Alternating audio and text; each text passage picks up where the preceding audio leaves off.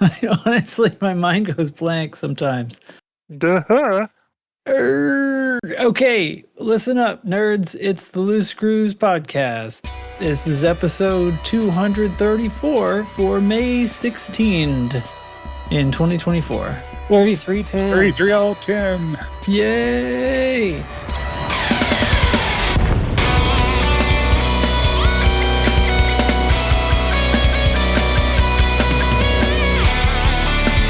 And I'm Commander J.N. Trax, and I am joined tonight by the illustrious Mr. Indigo, Commander Mr. Indigo. Hello, friends. Good evening. The also illustrious Commander Nurgle. Hola, senors. Oh, no. And then also the illustrious Oblivious. You know, it's been 10 days since anybody has run a poll on our Discord. We should really talk to our newly minted poll master about that. You know, I think that is a genius plan that he has put together. Because you remember there was a poll that came out just before that, whether we wanted to continue to do polls, and everybody said, no, we're sick of polls. They so hated he's polls. managed to get himself to be the poll master. And assuming that the event curse applies to the poll master, we won't have to worry about any more polls. Oh, yeah. I hadn't thought of it that way. The whole thing was just a joke to get him excited about it. And then when he realized what he'd actually done and that he'd become the poll master, I think he sincerely didn't realize how I was spelling that. I got a bunch of DMs in quick succession after changing his title. So, anyway. That's a lot of inside baseball for this podcast, right? Yeah. If dear listener, if you're not in our Discord, I can't help you. You're welcome to be. Yeah. Please join. But yeah, links in the show notes. So, everybody, how's it all been? Oh my God, what is that? Nurgle's found a piece of I don't know what to call this. Construction equipment. It looks like it's attached to it. It looks like it's a modified yard tractor with an auger that's probably 6 feet tall. What the fuck is happening in here? All right. Check the clock. Yes, less than 3 minutes off the rails. All I have to say is Google Poll Master. I'm going to say something that I'm afraid I might have to say a few times throughout this episode. The statements and opinions of the Loose Screws podcast contributors are their own and bear no responsibility or resemblance to the Loose Screws as an organization. Anyway, so how's everybody been going? I'm going to start with Commander Mr. Indigo. How are you, sir?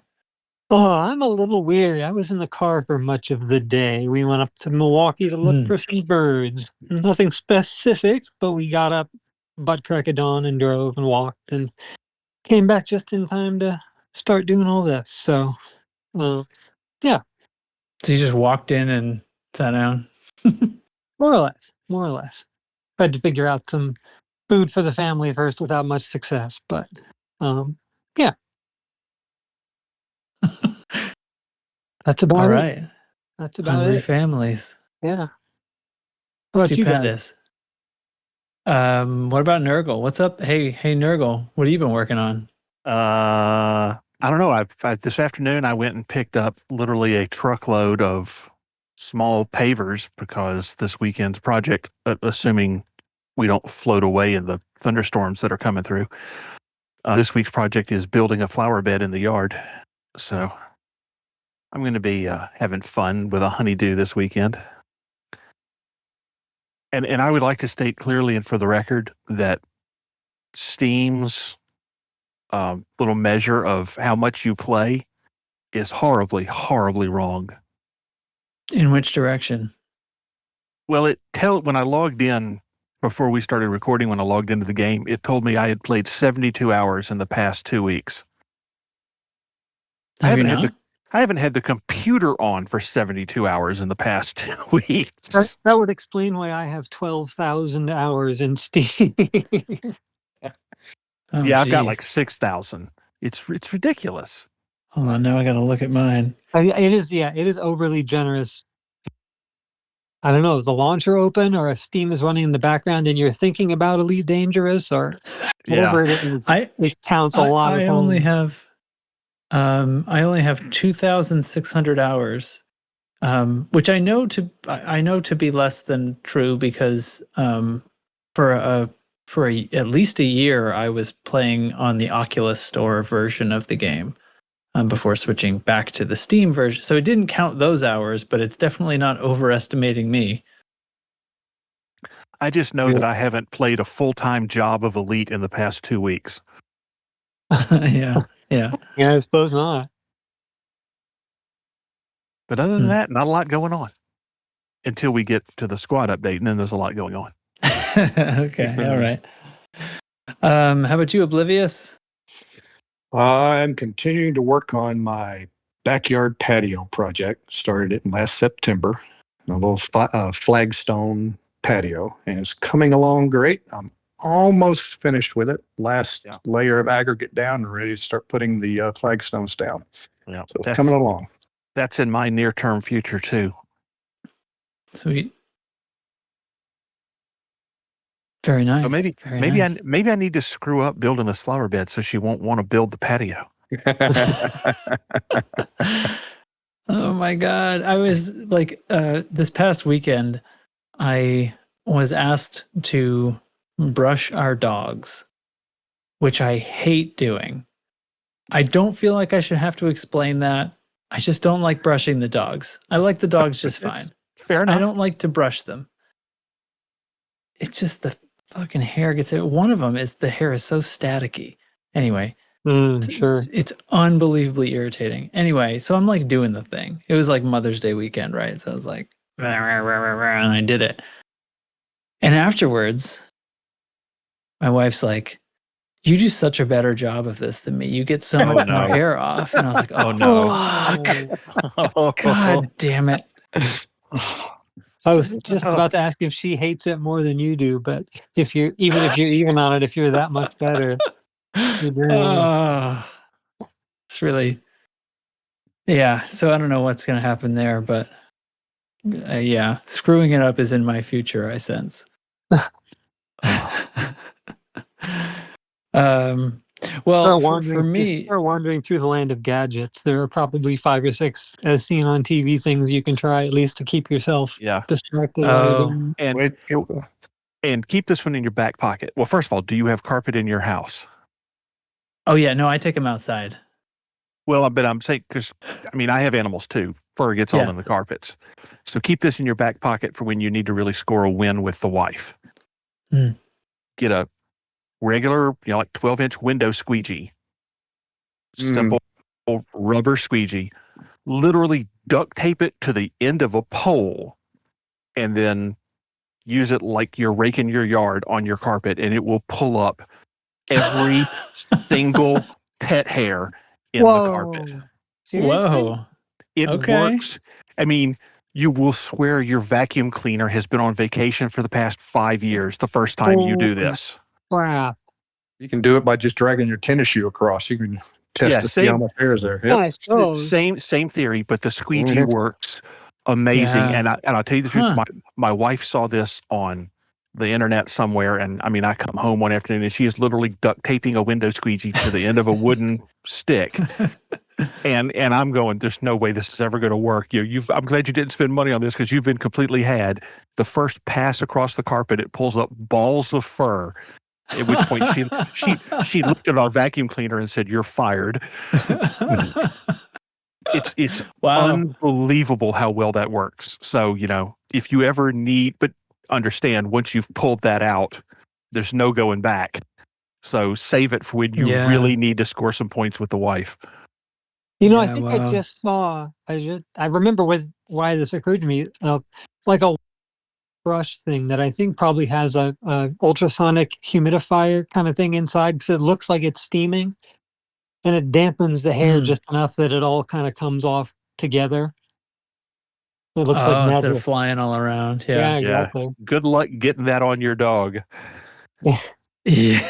Yeah. I mean, you use it like a brush. Yeah. Anyway, Yeah. I'll find a link. But if and it send makes it any to you. sound or something, it's like interesting. All right. Yeah. Well, Because it sounds like you I got years and years and years of doing that ahead of you.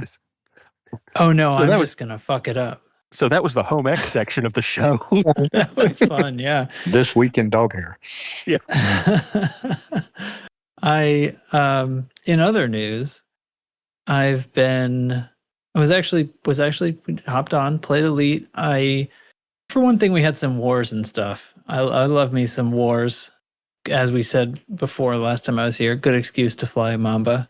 I don't have a Python 2, so once I do, I'm going to be all over it. But I'm not pre-buying anything.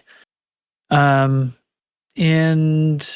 also just took some time to go around and buy all the SCO FSDs and get rid of all my old trash. Oh, in fact, I just realized I'm sitting here in my Sidewinder. I'm gonna live install an SCO in this sucker because I just realized I haven't flown this ship yet, and I think I've got at least one size 2 in here.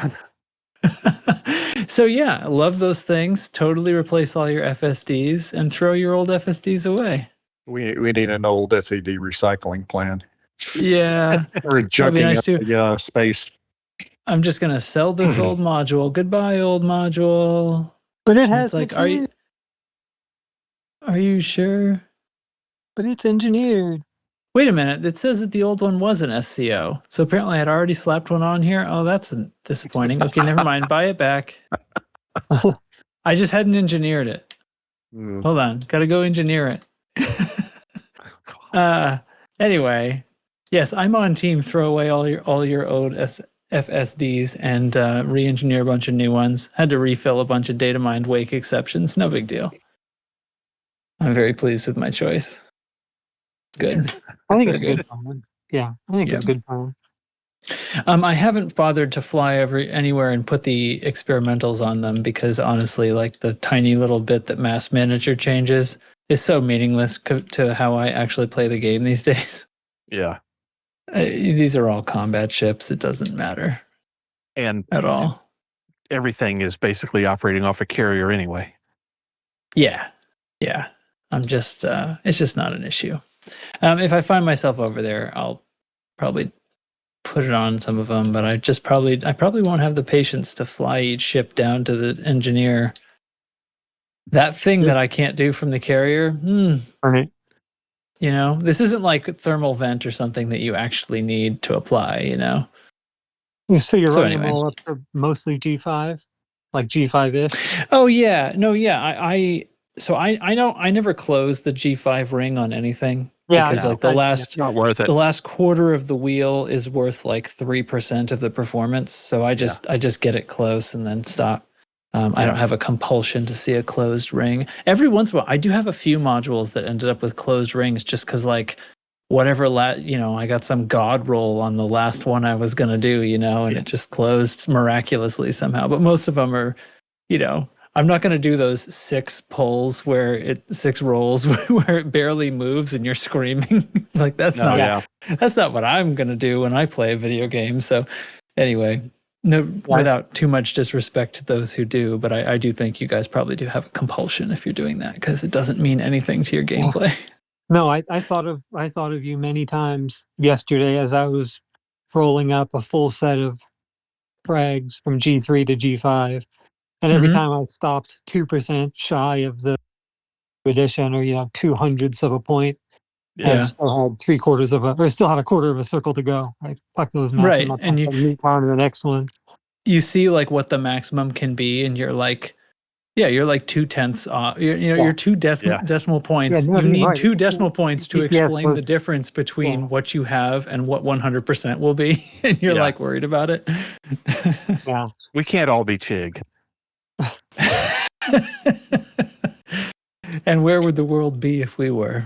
And about 2 weeks ago on another Discord, I had shared the build for my mining cutter with somebody, and I immediately got a bunch of flack back about, why did you bother lightweighting all of the limpet controllers? I'm like, dude, you have no idea how old that build is. that build way predates carriers when weight meant something. Oh, sure. Yeah. Even on a ship that big. Well, you probably have a lot of limpets on it too. Yeah. That's a good point. How much weight are you saving if measured in limpets? Right. Well, but it's not just the limpet controllers. Sure. But it matters. It's funny because larger ships don't feel 1 ton or 10 tons as much as smaller ships do. Right. But on the other hand, there are times when it does, when it would make a difference. And in an age before fleet carriers, when you were jumping, 7 or 8 jumps to go sell what you had mined, every ton counts. Yes. Well, I suppose before exactly. Wasn't the multi-limpet controllers were later on in the game? Were those a later edition? So you would fairly have recent. a bunch of limpet controllers too. Well, but you can only have one multi anyway. Well, and actually the multi for mining is a terrible idea anyway, because it's like eight total limpets or something like that, and once you have all of them out as collectors, you have to turn all of them off or wait for one of them to expire before you can send out another prospector, because it doesn't just auto kill whatever the oldest limpet was to send a new prospector, which would be the obvious solution. Extra. I mean, the only advantage multi-limpet controllers have is they put out more controllers for the same size module. Yeah. So if you're going to use it strictly as collector limpets, then it's great to stick one in. But if you're going to actually use it for multiple functions, it's not a good choice. Well, I don't know. Some of the littler ones, like I used a Xeno one. This was back in early Titan space time when we were going in there to we had to collect shit from the caustic generators. So you had to do tissue sampling as well as. So anyway, I used one, it has decon on it, which is useless because it's a size 3 and it doesn't decon anything significant. But the research, and I think it has research and collector, I think are the other 2 types that are on it. So there you go. Right. I only need one out at a time of each of those. They're perfectly adequate. Like a week repair. But either way, I only ever think about the universal multi-limpet controller because all the other ones are the 7. The big one is useful for just about everything, except it's heavy and massive and takes a lot of power. And again, you wouldn't want that on a mining ship because it takes up such a big slot. It grossly reduces your cargo. Yeah. Right. And if you did have it on there, you'd also want a separate prospector so that you could always fire a prospector. Right. Anyway, it's just bad game design aside. There's plenty in this game that isn't badly designed. Mm-hmm. So, what should we roll into now? Because normally I would go to the squad update, but seeming as we have this extra segment here, do you guys think this is the appropriate time to play a message from our sponsor or whatever this is? Yeah. What could go wrong? All right, this is going to be a big old what could go wrong. You're going to have to give it the disclaimer, though. Disclaimer is that, the thoughts and opinions of contributors to the Loose Screws podcast are their own and in no way materially or otherwise represent Loose Screws as an organization. Yeah, that ought to do it. All right, here we go. Hello, Commanders. It's your old lang syne, your old friend Audaxius. It's come to my attention this week, in between my bi-weekly boiling of haggis, and the toasting of the spirit of our dearly departed Robert Barnes, that certain commanders from across the pond were then fans of my affectation of their language. Well, I'm just here to say not all of us have the privilege of seeing David Braben's house from our house. But hear me out, ye commanders from across the pond. I would love to hear your attempts at the American accent. I would love to split me sides in laughter at your attempts to make our sounds. So hereby is your official challenge. If you hear this, I want to hear your American accent in your little podcast, and let's see how you do it. Our sounds? Wow. Good That is Lord. our pool master, ladies and gentlemen. Master of the pole. Man alive. Well, that happened. Yes. We could all just go along and pretend it didn't. Yeah. I think the word you're looking for is anyway. Anyway, since I have the Anyway. soundboard up, I guess we'll just drop into a squad briefing. Incoming priority message. Squadron briefing.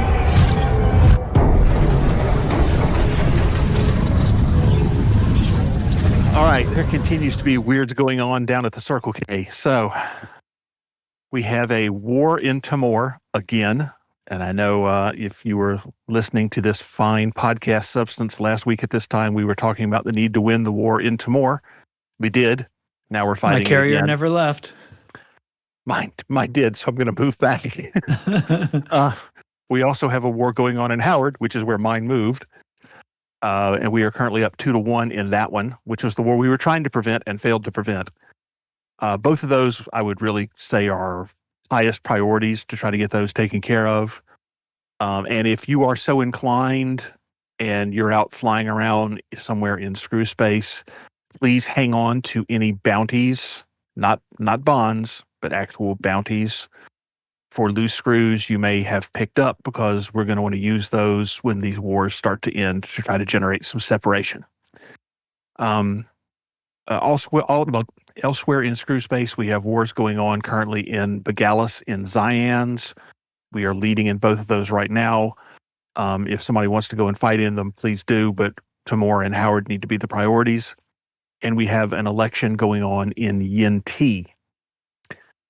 We are still pushing Operation Red Dawn to try to push After Dark Initiative out of control in systems where they have res sites to try to deny whoever is pushing them a source of bounties.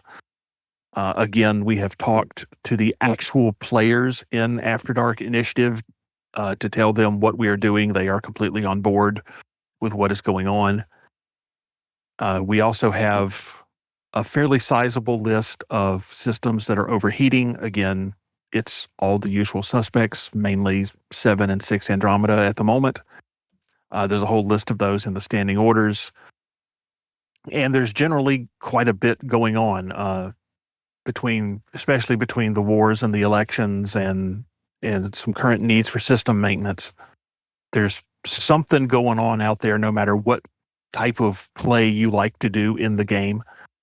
So if you want more details on all of that, please check out the standing orders post in the standing orders channel of the faction section of the Discord.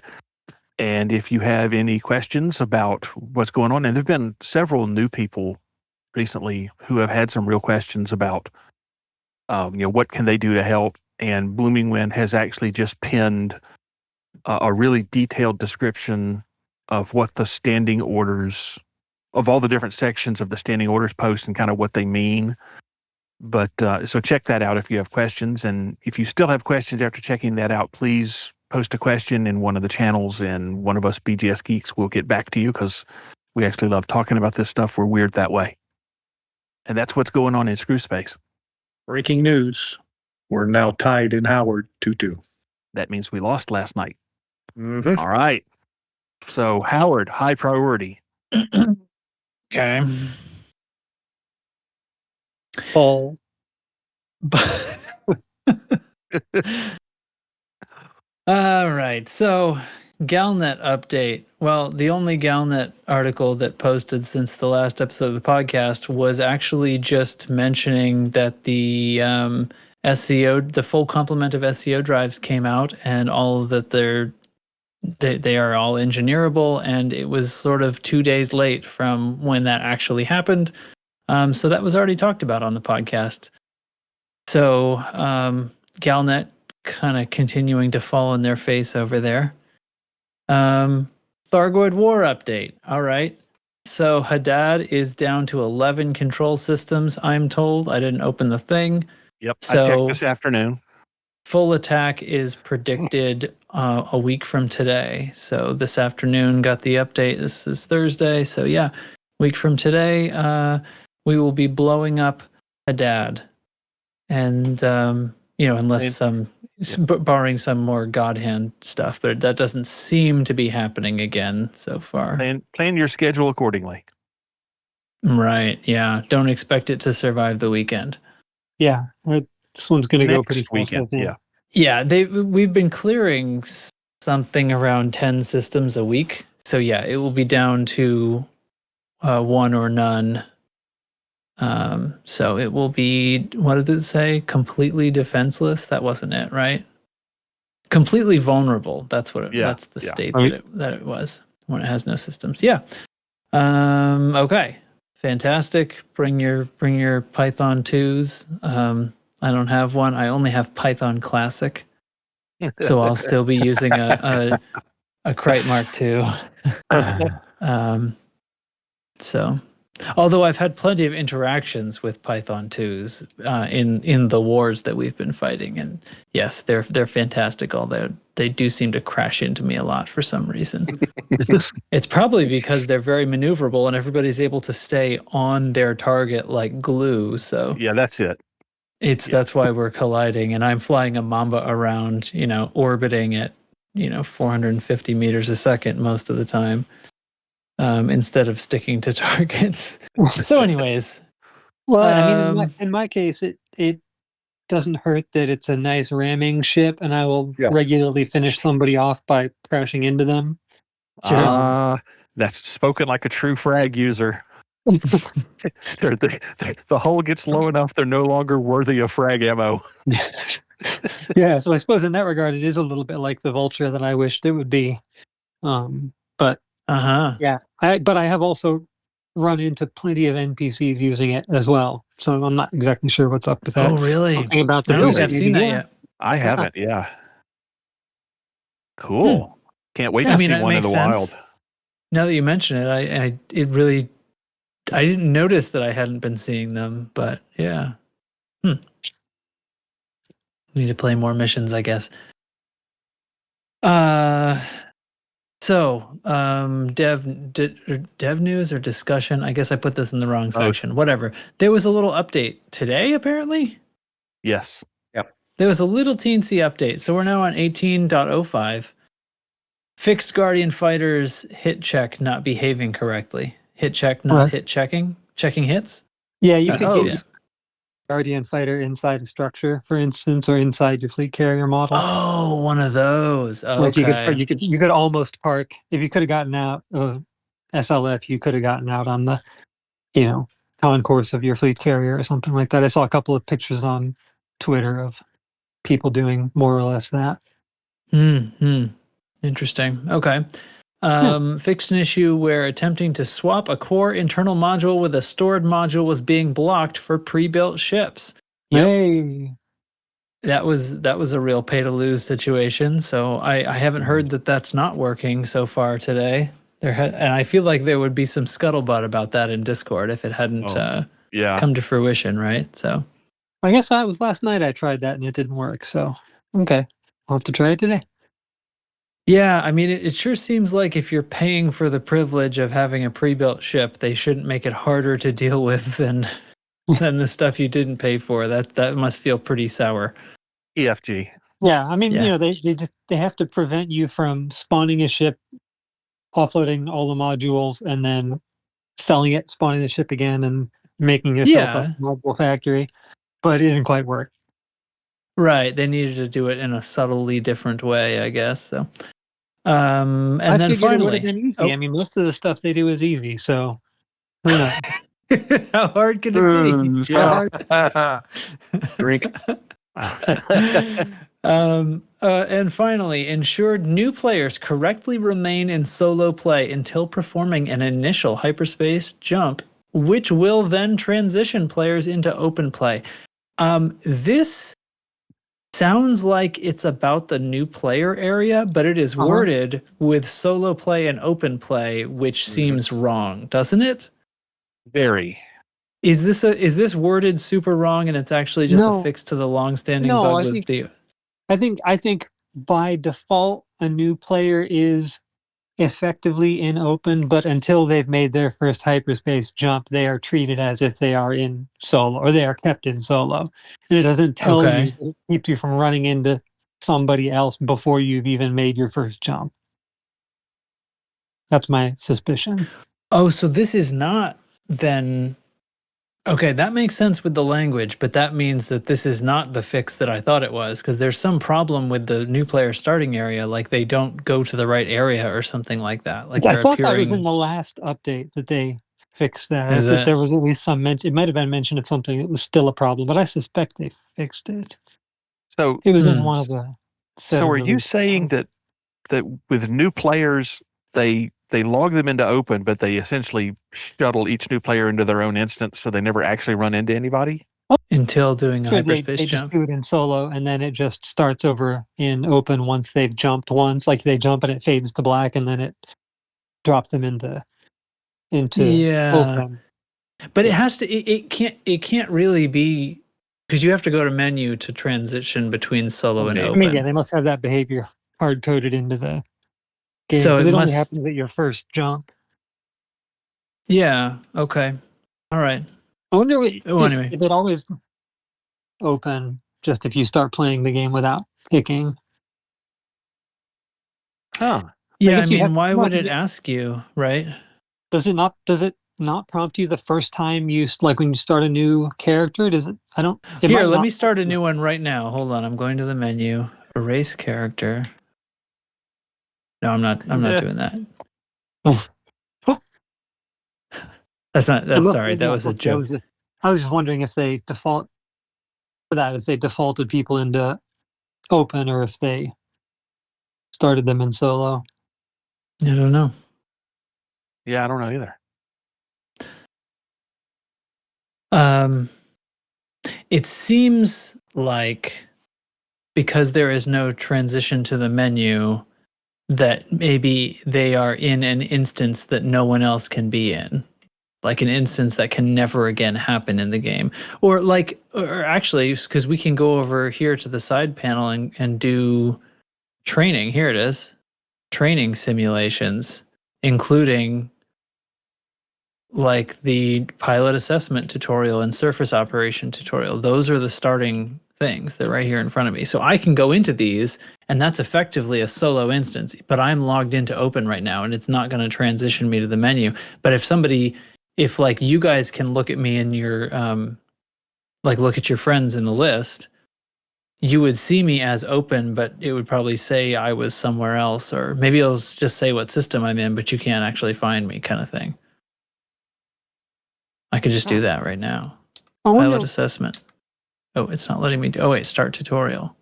Here, is anybody else in game? Am I the only one in game right now? Oh, it did go to the menu though. I've got like a loading screen.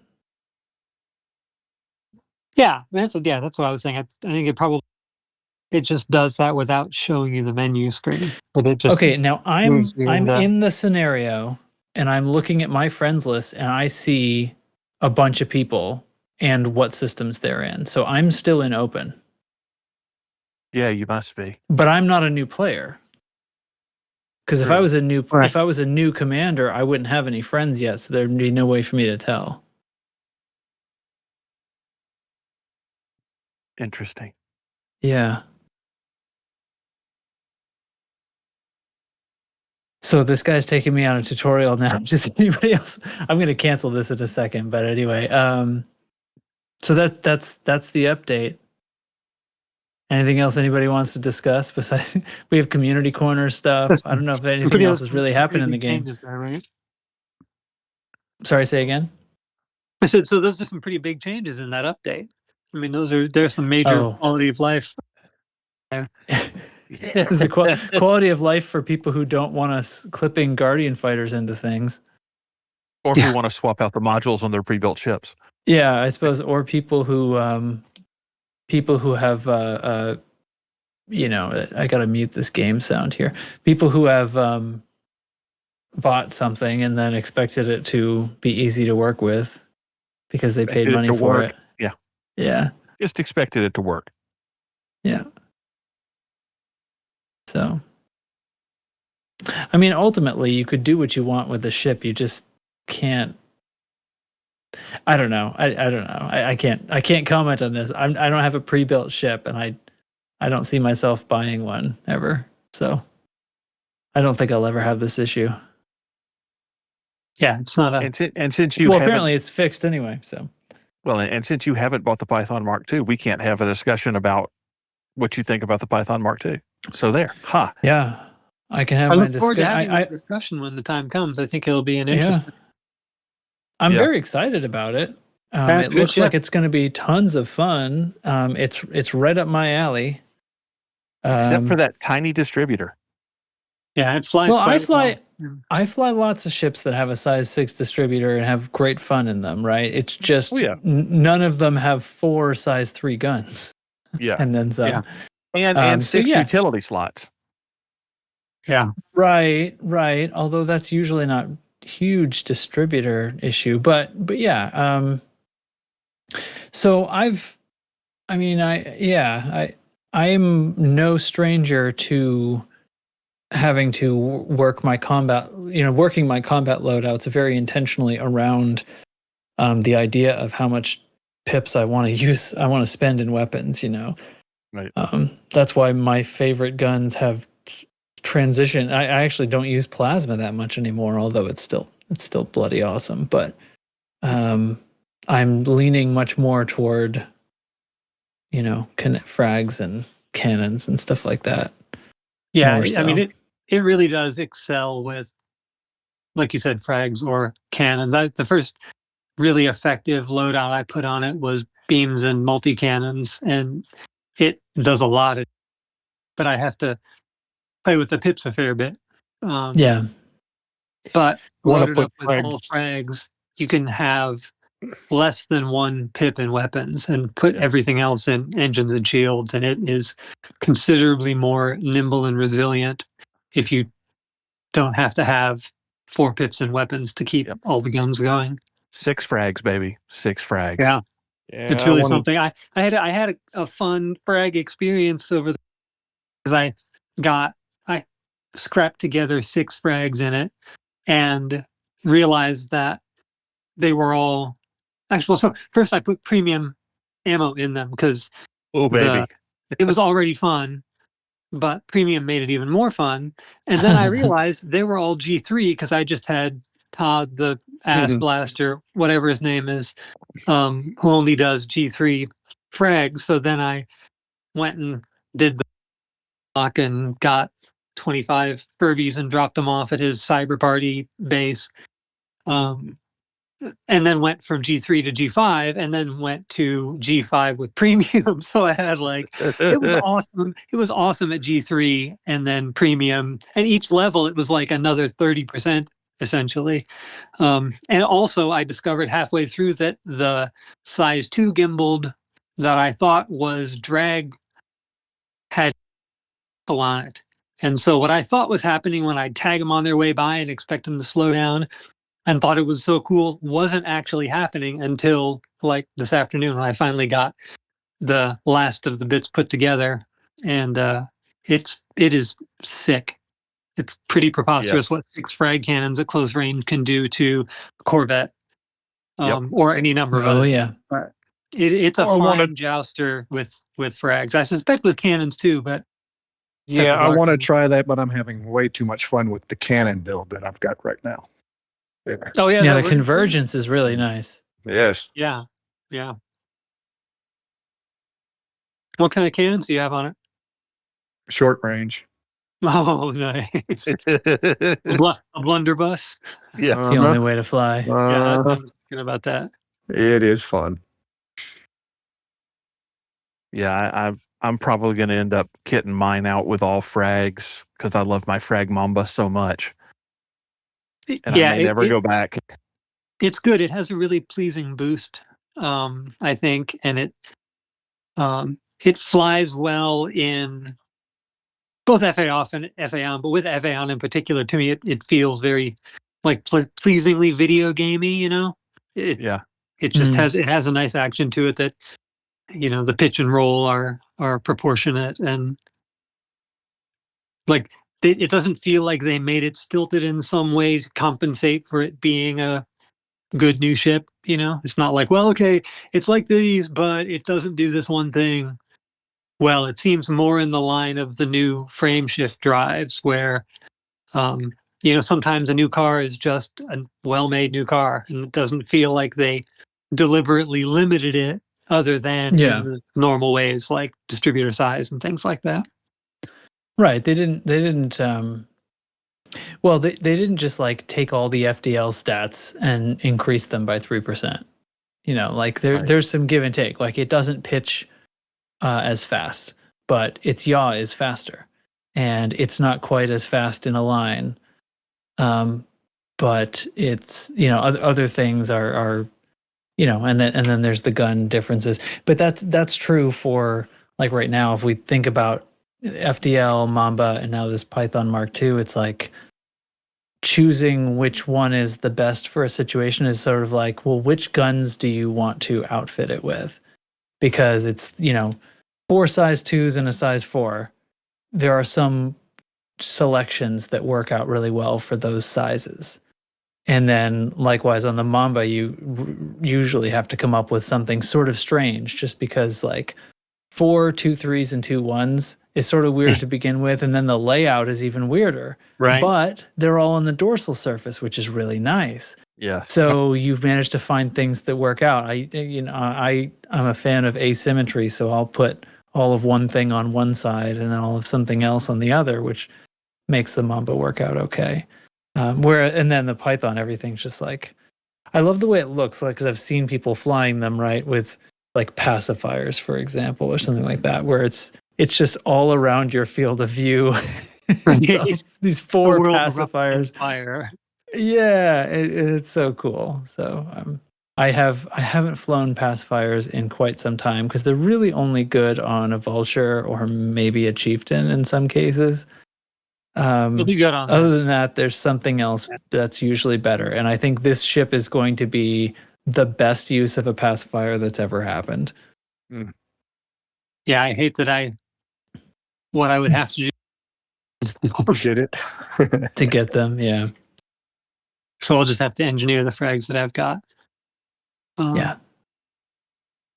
Yeah, it definitely reminds me a little bit of that overhead jousting effect. I mean, that's one of the things that's pleasing about using it, because you don't even really have to pre-turn much to have your whole range of fire pointed at the poor ship going over you, and you get a front row seat at its destruction. Uh-huh. Yeah. Cool. Yeah. Well, I'm excited. Come August, I'll be there with you.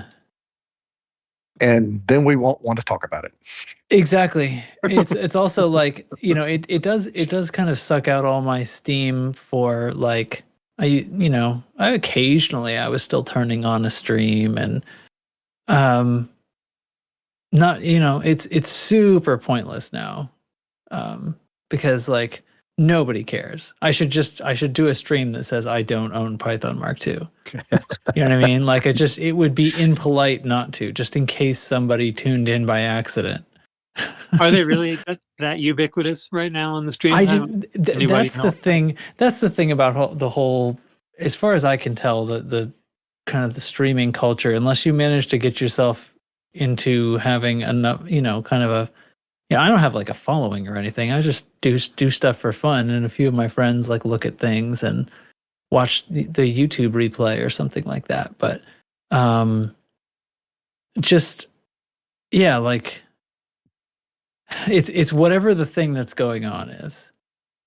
You Right. know, whatever's going on. Without going into a whole lot of detail about it, I just that's what I've noticed about when I used to stream more. It was like which ones get, which of these get views, and it was just like I would do whatever I felt like doing, and I thought it was cool. It's like, oh, we're gonna do conflict zones today. We're gonna do a Hazres today. When I did a little bit where it was like, oh, we're on foot AX stuff. When that was the thing, that was humongous. I would get triple, 4 times the amount of views when I was doing that. And I was like, oh, this is why nobody cares when I stream, because I don't care about this stuff very much. It's like there was this momentary flash where I was like, oh, I sort of care about on foot for a second. And then I went back and was like, you know what? We're gonna fight Thargoids in space because that's what I really love. Let's do an AX conflict zone. Oops. No views. So anyway. Anyway, enough about that though. Community corner, yes? Yes. Yeah. So my understanding is that Buckyball is happening. It certainly is. And in fact, the very next race is the Loose Screws Ring Tossers Rally, sponsored by Niebla's Artisanal Tritium. If it's not Niebla's, it's only sparkling hydrogen. The announcement will be this weekend once I have a forum post written, which I don't think I have done in a very, very long time, especially with a banner and some clever text. But I'll give a little sneak preview now to anybody who's listening so they can get a day or two's advanced practice. The race takes place entirely in one system, has one takeoff and landing, both from the melodiously named Bunch City in Ross 104. It consists of a run between the ring and the body of every ringed body in the system. This particular system has 8, which would kind of be an asshole thing to do to people, except that 3 of those are in binary pairs. And the farthest one out, I think, is about 3,000 light seconds. Mm-hmm. So depending on the orrery and whether you have an SCO on your ship, you will choose your route to go through each of those kind of slalom rings. Some of the pairs you can get the line just right and get through both without really having to slow down. There will probably be some kind of Barnstormer's bonus for the highest speed you achieve going between the body and the ring. I've a bit and have gotten some absurdly and unrealistically fast numbers on the readout. It does worry me a little bit in terms of my own immersion that going between the rings and the planet at 3 times the speed of light, you can still somehow see the planet going by. Don't get me started on the way the graphics display light speed or better in this game versus the way, the way I would have done it. But anyway, Go on.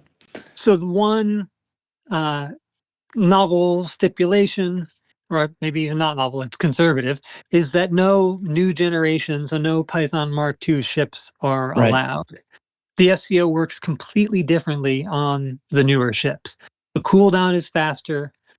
You can, with a little bit of engineering, drive them indefinitely without worrying about heat. Well, not to mention, not everybody has it. So, which is the reason they're banned. After August, there will perhaps be a Formula One version. Actually, I know Alec is working on a race, like a Formula One version instead. This one is more like the NASCAR version. So the SCOs people will be using, presumably in the unlimited class, will be like holding on to the back of a, I don't know, not quite a bucking bronco, but not too far off. They're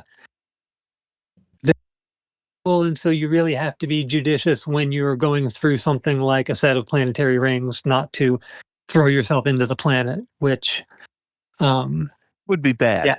Would be bad. Slows you down a lot. So people in the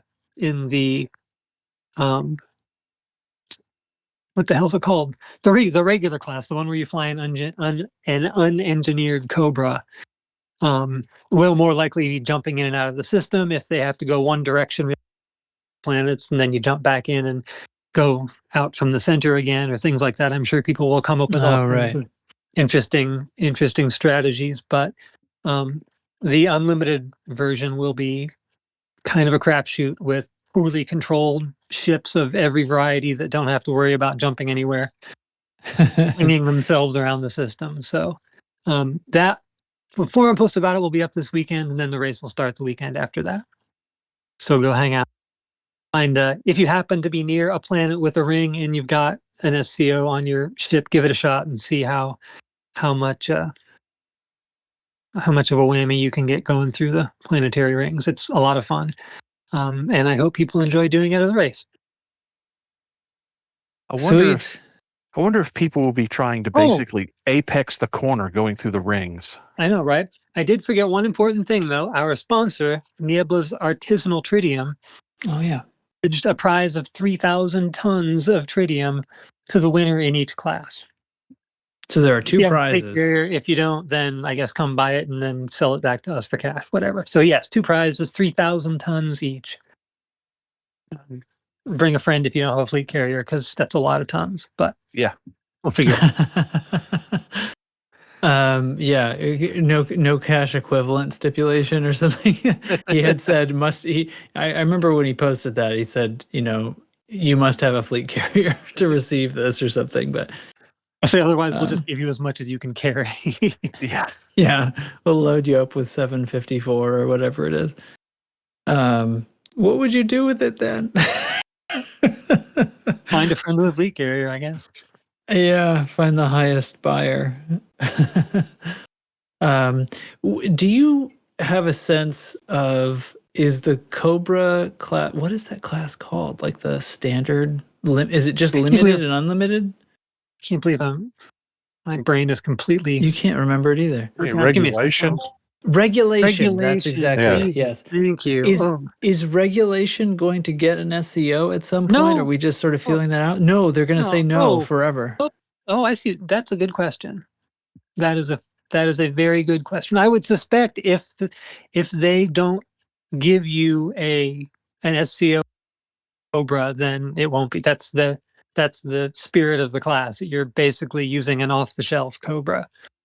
So if that changes, suppose that might be allowed. Everybody has to kind of build one because nobody, necessarily has the original stock one. But yeah, it's basically just original unimproved module. So I would suspect that you'd have to start shipping those standard in order for them to show up in regulation. I see. Yeah. Okay. And you can still go through pretty fast in regulation. It's just a little bit more of a pain. 30 seconds here, 45 seconds there, getting to the next approach and getting things lined up. Yeah, but I bet you're not going to hit any planets, though. It's such a crapshoot. You don't have the recharge timer that you can see. It takes a long time, and there isn't the same 7-second or 5-second or 3-second approach that applies when your ship is accelerating past hundreds of times the speed of light.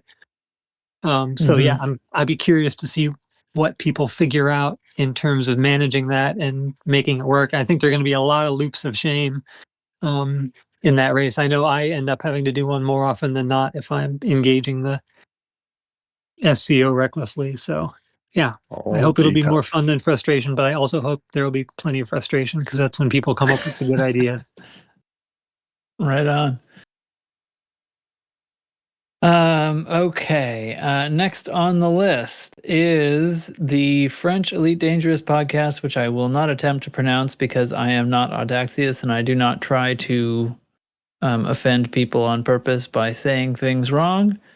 They're working on something called Project Icarus to test what players would do with ship interiors in order to de-risk FDev from working on it. So I clicked on this.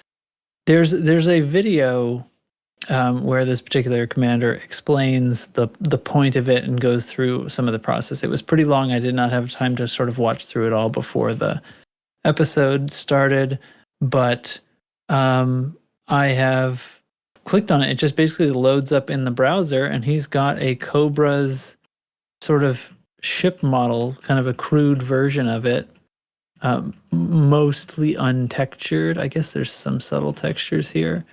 And you can just walk around it.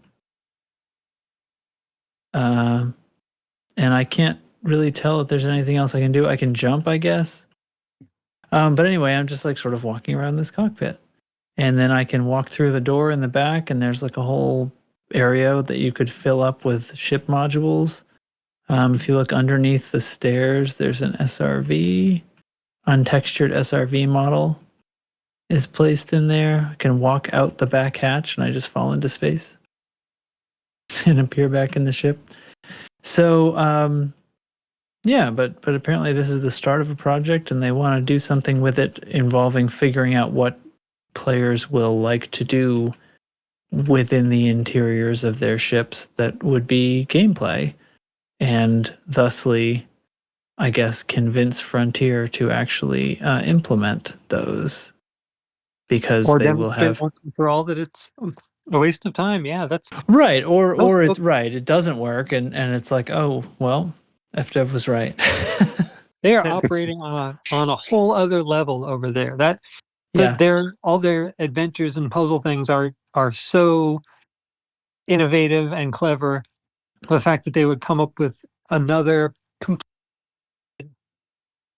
surprise is just mind-boggling. Because people talk about features that we want or that we would use or wouldn't use. It is not very common in the world of gaming, I think, for someone to build the thing and say, look, let's see if people actually use it or if people actually like it. And it might turn out that people don't really care that much about it. And so it never happens. It's like modding without a moddable environment. They can't just build a mod entirely new and say, look, this is kind of what it would be like to foster discussion and say, look, FDev, people love it. Or to say, hey, you know what? This has been a fun project, but maybe it isn't really worth all the trouble. Yeah, it's pretty cool. It's really something. And not knowing anything about any of this stuff and how it's done, it's just like, obviously there's a lot that goes into it, but I don't know. I'm curious to watch what's going to happen here, I guess. May in fact be worth something. And I'm curious to what they're going to put into it, because I struggle to think of things that I would actually use a ship interior for besides just, the immersion of it being an option, which is frankly mostly the only thing I use on foot in Elite for either. Like, I hardly ever get out of the seat, but when I do, it's just basically because I think it should be in the game, because it should be. Otherwise, it's not a whole universe. But anything, I don't know. Do we have, what's your ideas for, I have no, let me say it like this. I have no ideas for what I would do in a ship interior, because they're all just stuff that is just making normal bits of gameplay take longer, like repairing the ship, which we already have AFMs for, enabling or disabling modules to save power, maybe. The only thing I can really think of is the ability to integrate it with EVA. Even if you don't have like rooms that you could get into, if there's a hatch on an Anaconda that you can cut open from outside in and go and shoot somebody. Or take salvage. Yes. Yeah, exactly. Or salvage stuff, just to be able to have some kind of movement inside a vessel. Yeah, that's the real reason you want interiors, is for salvage missions. Right. Okay. So I guess in that context, there are a couple of actual playability things that you could get by adding a bit more in terms of traversal inside ships than the interiors themselves. Yeah. Like Right. what's like the actual rooms don't really matter so much as the ability for the inside of a ship to be a place where you can go. Right. And think about like those missions where you have to rescue hostages that you currently use limpets for, but they could force you then to disable a ship, board it, and actually get the hostages out. Or Right. same thing with some of the ones that anarchies offer about assassinating politicians. Right. I mean, But why none- is the but yet almost- politician in the cargo hold in a cylinder? Why are the Right. hostages in the cargo hold in a cylinder in a galaxy where anyone can just buy something called a hatchbreaker limpet? Right. Right. Though really none of those things would require ship interiors in the sense that the people who use that term tend to be hoping for, because none of that really happens inside like a Vulture, or inside Yeah. Python. It's you don't come across small or even medium ships as scenarios in the game. It would have to be like something on the scale of an Anaconda that But you you find could. salvaged Yeah. someplace. But most of the rest would There's be on freighters and Okay. mega ships and But you still So- could. But you still could, right? And it does open up like you're saying, freighters and megaships, but things like these like data recovery missions, little bits of something important that's small, could totally be in a derelict sidewinder somewhere. Oh, and you yeah. have to actually like do the thing instead of just like finding, the black box missions or the Sure. the election And- things where you've got to find six canisters of whatever floating in space. Like that should totally be something where there was a delegate who got scuttled or something, and Yeah. maybe they're still alive in there, maybe they're not. Or you have kinda to go thing. in and download something with a USB from the main Right. from the ship's computer. And we have that gameplay like from on foot in settlement missions and stuff. Like Right. there'll be a spot in the ship where we interact with the panel. Like those menus already exist. And just imagine if they introduced repo missions where you had to go somewhere and then board Take a away a ship ship. and repo it. You've not paid your bills. Well, I mean, you'd be repoing NPC ships, but still. How could it be we've been wrong all this time when we've said that there's no gameplay that would be supported by it, when in reality there's too much gameplay that would be supported by it, and that's why it isn't going to happen? That's why they won't do it. Yeah. It's not that there's no use for it. It's that it would add an entirely new game's worth of stuff inside, and that's just not in the cards Yeah. right now. Well, I feel a lot better actually because most of the time when this has sort of come up in any discussions, it's like, oh yeah, you could like work on bits of your ship and stuff, and it's like, but we have the AFM No. for that, and You could that's have a always the paperweight on your discussion. deck. And look, I play this game to escape reality. I don't want to be working on my stuff. Yeah, it's like we have the AFM, and if you don't have the AFM, then you have the reboot repair to get modules up to 1%. You know what I mean? To limp home kind of thing. Yeah. All Right. this stuff already exists, so you can't take those over. You should set But up yeah, a- I like have our this. poll There's master set up a poll that says if you had to choose between having a pretty room that you had control over the decor of that you could peek around, or a crappy little hallway that lets you jump out of your ship and climb into somebody else's in space. I hope the latter would win. I don't really know. Did you Why actually not both? set up a poll for that? Why not both? Exactly. Did you? Because things have costs, Jan Trax. You can't do everything. You can't do everything, but actually, I say why not both? Not because I care personally about decorating knickknacks on my dashboard or on my posters on my wall, but that's the sort of stuff you can sell in this game. So I know, right? Gosh. Yeah. when things cost money, so I'm thinking, I really don't think this game gets any more content added that doesn't come with stuff you can buy, and like rightly so, not mandatory. With that stipulation, then yes, everything's fine. And there's still all this like low hanging fruit that hasn't been picked, fleet carrier layouts and interiors and being able to decorate your ready room and stuff in there. I know, People right? are just like, there is stacks of money that have been sitting on people's desks for years since fleet carriers came out. Like, sell me something. Yeah. Yeah. And I'm not saying that takes no work from the art team or the, probably a lot of programming hasn't, because the customization just hasn't been implemented. But like, why? I mean, if you have to that was justify the long salary before for Odyssey. So yeah, if you have to justify the salary for your artists, being able to say, look, they make these things that people buy, gives you a fair bit. yeah. Which reminds me, I wasn't around last week, but my hot take on the new prices for paint jobs in the store, this one occurred to me Yeah. after hours and hours of careful deliberation, is that they now cost the same as suits and gun customizations. We should have seen this coming. But those went That up too, though. Did they really? Well, this, Yeah, because they didn't Wow. just equalize; everything went up. The only things Did that they go up didn't by were the same- like some of the little tiny stickers and like the alphabets Right, I that can go noticed in your that. dashboard. Yeah. Yeah, they I didn't didn't go know- I up the hadn't- same. So But like everything is in 5 figures now, basically. they're all closer together now. But so like the things that were quite expensive before, for the most part, didn't go up as much as stuff that was particularly cheap before. Right.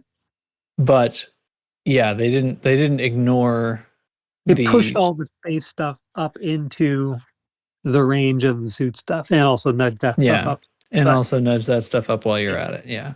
Clearly, they had it in their head that they had undervalued a bunch of their digital Yeah. content. So, I personally, I think we haven't seen the end of whatever's happening here. I'm not touching any of it. Well, I mean, I have no reason. There's nothing is compelling about wanting to spend money on this right now. So it's a failure in that sense, but I don't know if it's a failure in the long term. And I don't obviously speak for everybody, but the real telling thing is going to be, I think, when traditional sale times come around, right. to see how much things get discounted by. Because like Midnight Black is available all the time. Yay, is expensive now. Boo, what's going to happen on, come this fall, when it was traditionally available and, ostensibly listed at a discount, although it was not really a discount before because that was the only time it was available, but blah, blah, blah. I think they're going to rule out fleet carrier decorations and then make a fortune. Maybe. Oh yeah. I think part of I hope they do. I think the visual styling that's part of Power Play 2.0 is there for most. And at the very least, if they have gone from if they've matured their ability to control specific decor and thematic stuff, it stands to reason that they might be able to, or might choose to sell more of that kind of customization in other places, like fleet carriers. Right. Hey, look, all of a sudden we've got a whole bunch of posters and planters and mugs and assets Yeah. for space stations, but now you can come and pay us 30,000 ARCs to put them on your fleet carrier. We'll see, like I said, we'll see when sales come around how deep the discounts are, because if they're not deep, that's when everybody's going to realize how real this is, and it's just all the commentary that I hear is like, well, I just slow down my buying habits by precisely the amount they raised all the prices, because they're optional. So all you did was sort of upset people and probably make no more money, probably. But if sales come around, then you kind of just refocus it into then. And I was the sort of person, like, I didn't buy anything except at those times for the most part anyway. Yeah. Mm-hmm. If I didn't see a 30% discount on whatever, I would just save up and be thinking, oh, I want a new paint job for my Krite Phantom. I'll, the next time there's a store, and then I'd hear, oh, the store is all 20% off or 30% off right now. I'm going to go pick through and find that skin I've had my eye on. So, I mean, nothing's changed in that regard. Whatever price they come down to during those things, then we'll know that's the new normal. Yeah, And I think the know, big- some the people big did buy them all the psychological- time, so I don't know. Yeah, I think part of the big psychological shift is that they're no longer something you can really think about in terms of how many weeks it'll take you to pay for them in organic arcs, right? Yeah, Like if it's that's only not Yeah. going to 600 happen. arcs, then this kind of thing, I might try it, and it's not that big a deal. In a week and a half, I can have enough arcs for it. But now it's 4,000 arcs or 6,000 arcs for the same thing. You're not going to spend that to work your way toward a single paint job. I mean, Right. No. they must have figured out that the odds that you will buy 4 paint jobs or one paint job that costs 4 times as much, that more often you'll end up you'll buy the more expensive one more frequently than you will buy enough of the cheaper ones to reach the same amount. Yeah, That was awkward. maybe. I think I mean, they're I'd be curious to know what their numbers look like before and after, and what kinds of calculations they make, but they tend not to let us into that room, Yeah. Yeah, for sure. which is a shame because there's a lot of cool stuff in there. You assume. Well, sometimes.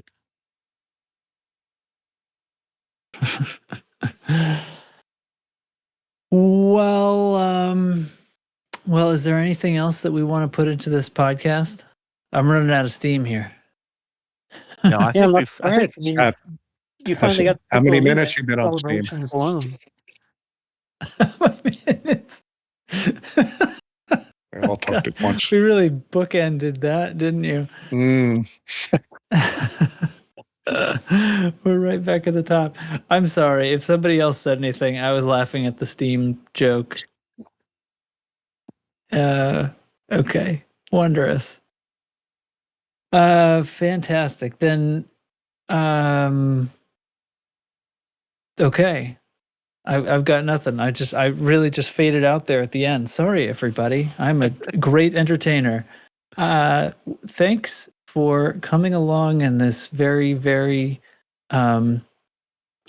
something journey with us. it was something. It happened.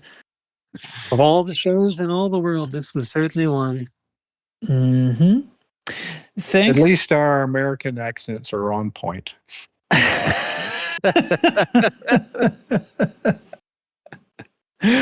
Very, very good. Touche. I kind of hope they do that because I want to know if they sound like the Three Stooges or not. Because in my past experience, when I've asked, people with a British or sometimes Scottish accent to do an American accent, it sounds like the Three Stooges. I hope so. That'll be hysterical. That would be very, very good. I will appreciate that very much. Anyway, thanks everyone for listening, and thanks to my little crew members here. My little crew. I don't know why I said little crew members. I meant little crew. My small. Oh God, this is going terribly. And the thing Stop about before me you is hurt yourself. I'm not going to edit any of this out. I know that. I know myself. You just don't have the skill or the technology. I don't have the skills or the technology, but most of all, I don't have the time or the patience. So, thanks to everyone for listening, and thanks to the crew for joining me. It was Conander, Mr. Indigo, and Nurgle, and Oblivious. Thank you all.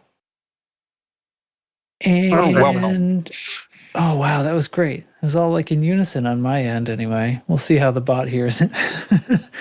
And thanks to the patrons who support the show and allow us to pay for the things that we pay for, which is not very much, and but it's still very helpful and generous and good. And occasionally we get to do something really fun because of it. Show notes contain all of the stuff we talked about. They contain links to the merch store. They contain links to patreon.com/loosescrewsed, where you can join those famous supporters, and also join the Discord so that you get our inside jokes. And that's it. And really, we're all here for the inside jokes anyway. Right. So if you felt left out at the very beginning of the show, there's an easy way to fix that. Come to the Discord and educate yourself. Yeah, get with it. That's it. That's it. And now we say good night to you, or good morning. Bye. Good now. Bye. Good now. Bye. Good now.